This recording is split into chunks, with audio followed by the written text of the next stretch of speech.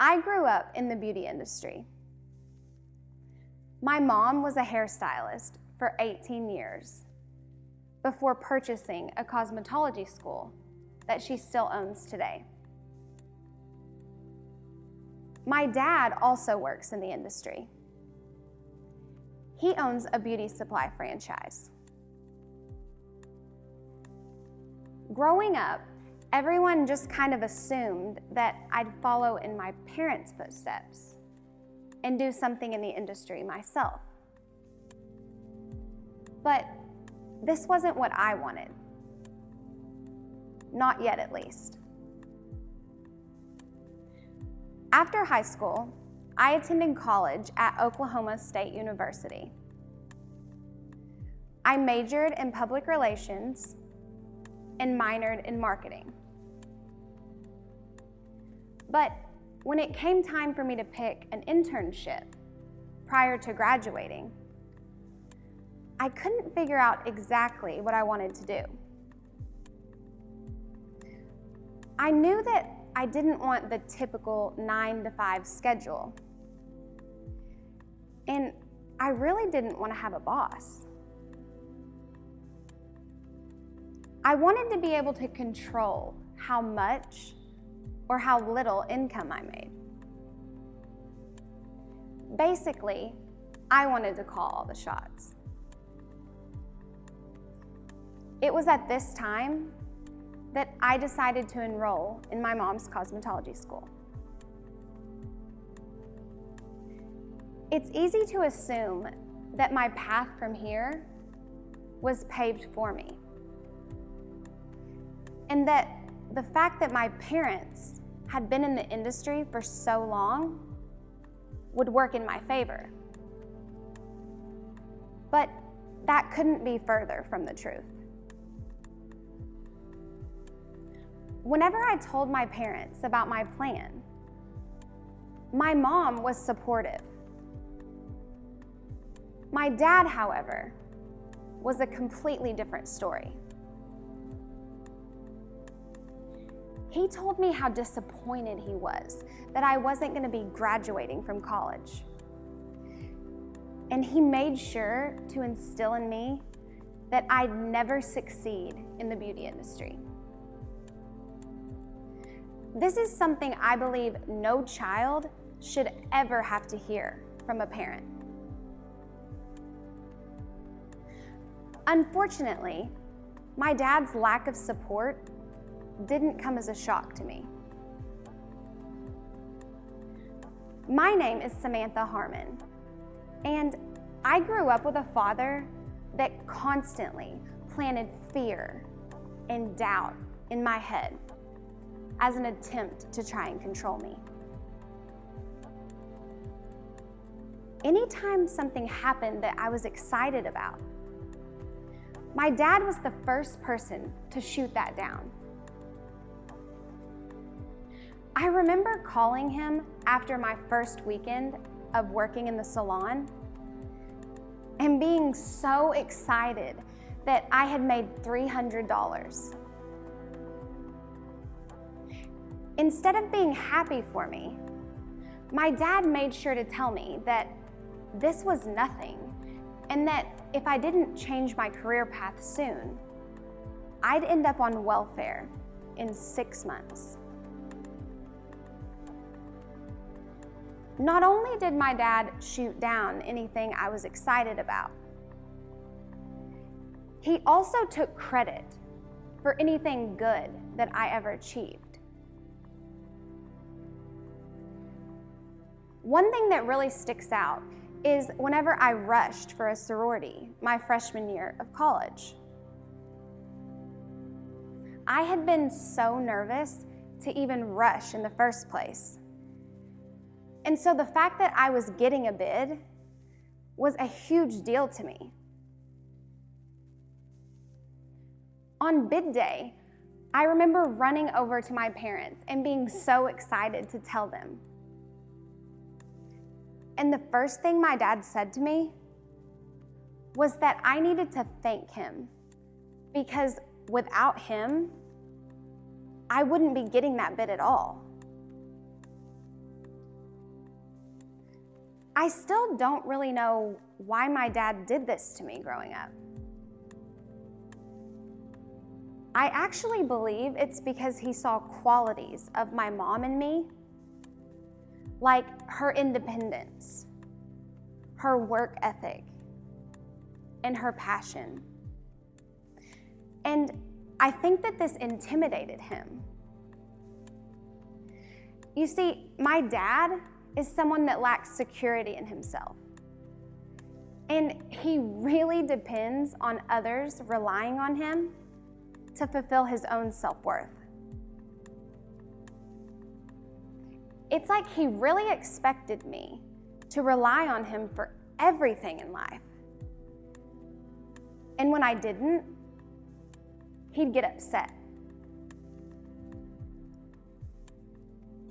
But for someone that wanted to be relied on so badly, he wasn't really that reliable. Typically, when I had an event growing up, my dad was busy working. Or he'd give me my favorite excuse. He had a football game to watch on TV. If I ever expressed to him that this hurt my feelings, he'd somehow manage to turn himself into the victim. He'd blame it on his current wife, or tell me that it was all my mom's fault for divorcing him. You know, if your mom would have never divorced me, then we wouldn't live so far apart from each other, and then I wouldn't have to miss so much of your stuff, he'd tell me. But keep in mind, my dad only lived 30 minutes from me my entire life. As I got older, I realized that the one thing my dad was consistent at was being inconsistent. I haven't spoken to my dad since 2014. Growing up as a child of divorce, I knew that I wanted my kids' lives to be different. I wanted them to feel safe, supported, and loved. And I wanted the guy that I married to be the opposite of my dad. In 2016, I got married. I really thought that I'd found my happily ever after. He was from a family that was still together, and I remember calling my mom and telling her how in love his parents were the first time I met them. I cannot tell you how relieved I felt to have finally found somebody that was so nice to me, that seemed so stable, and that was the opposite of my dad. Or so I thought. It didn't take long for his mom to realize that she didn't like me much. She was used to everything around her going her way, and that just wasn't me.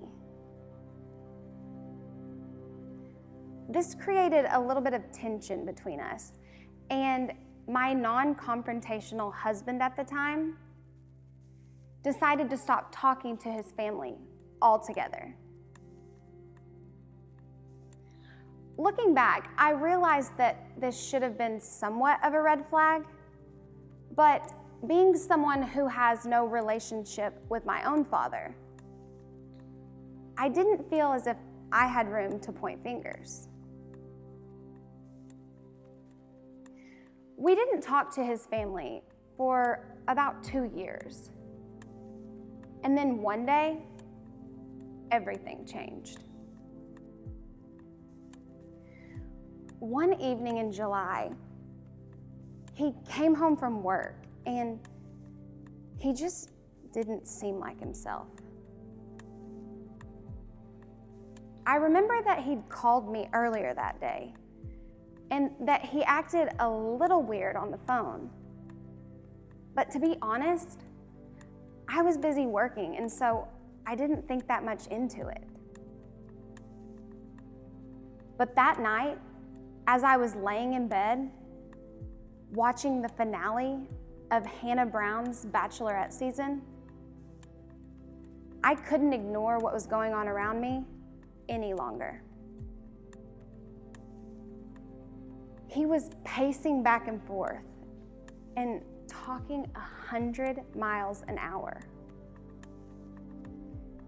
He was saying the most off-the-wall things. One minute he'd laugh. The next minute he'd cry. And then he'd just kind of sit there.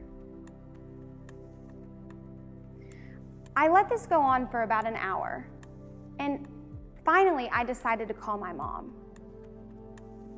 We needed to take him to the hospital. We ended up calling a family friend to see if they could get some testing ran on him, just to make sure that he didn't have any brain damage. At the time, we really believed that he'd had a heat stroke. He had been helping my uncle with his lawn business a couple of nights a week, and it gets pretty hot in the summer in Oklahoma. But when we got to the hospital, the doctor told me that he was clinically intoxicated. I remember thinking how weird that was because he didn't drink. But she wasn't referring to alcohol. It was in this moment that I found out my ex-husband had developed a drug problem that sent him into a state of psychosis. I remember looking over at him in that tiny emergency room, and I didn't even recognize the person I was looking at. He was just so spaced out and was shaking like I'd only ever seen people do in movies. I slowly slid down the wall I was leaning up against. I put my head in my hands and I just cried. I couldn't believe it. I didn't realize it yet, but this betrayal had ripped open an emotional wound from my childhood that I didn't even know existed. He stayed in ICU for a couple of days and then was transferred to a behavioral unit for further observation. It was at this time that I asked my mom if she'd call his parents for me. At the time, I didn't think I could handle one more thing, but I knew that they needed to know.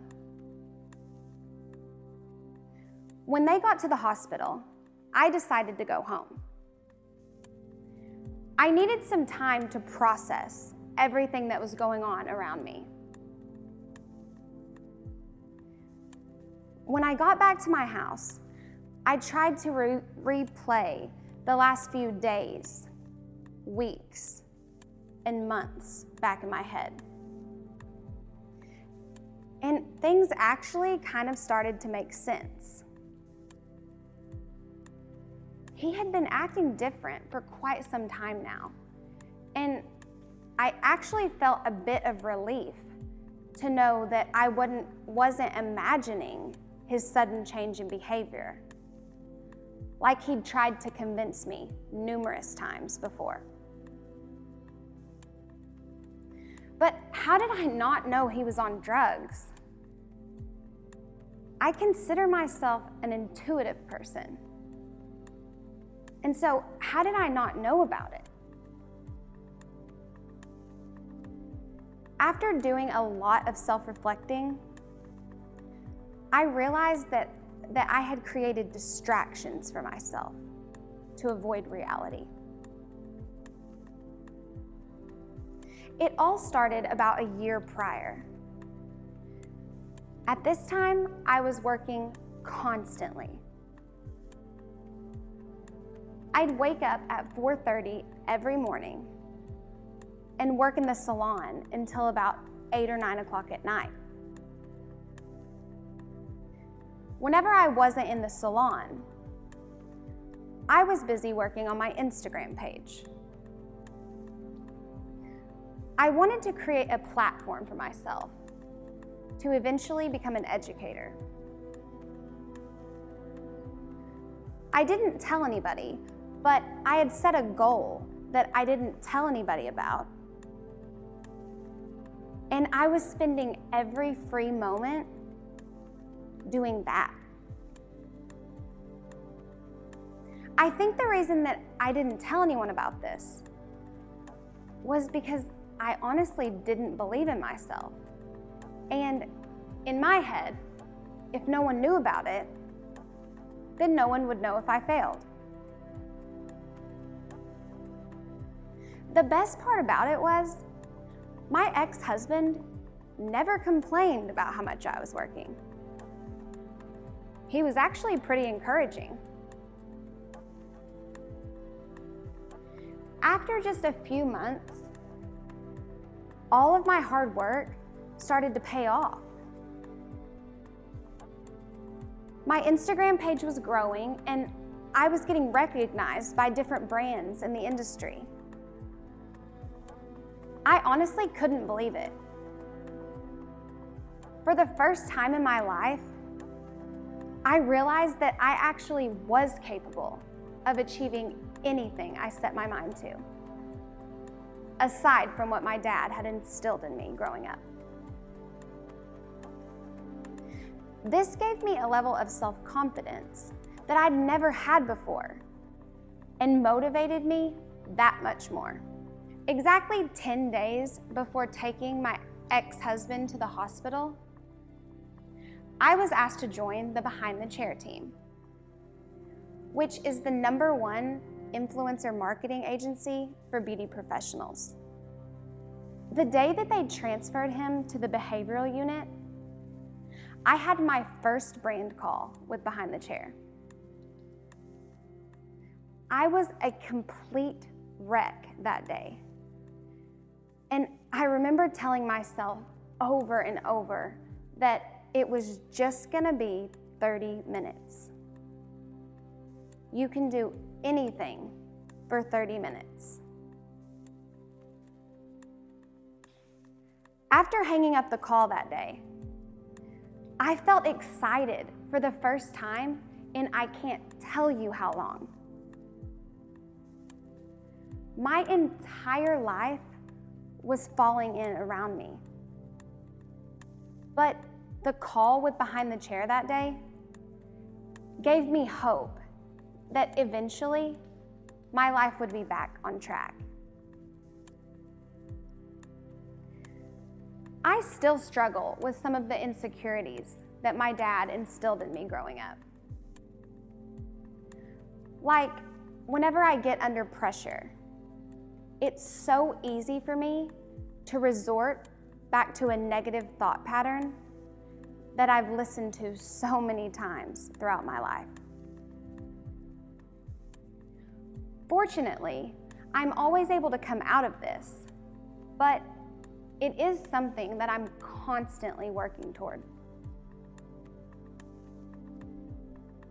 I owe a ton of praise to my mom for always being there to pull me out of that negativity. She has always been there for me, to support me, to motivate me, and to push me on my path to success. She is proof that no obstacle is too big to overcome. And I feel extremely blessed to be able to call her my mom as well as my mentor. I'm not sharing this with you today for any kind of sympathy. I'm sharing it so that one of you knows that it's okay. It's okay for us to remove toxic people from our lives, even if they're the closest ones to us. It's okay for us to take risks, and it's even okay if we fail. It's okay to have a bad day, or even a bad year. But what's not okay is for us to allow the negative criticism of others to stop us from achieving our dreams. My name is Samantha Harmon, and you can find me on Instagram at Samantha's Beauty Confessions. Thank you guys for listening.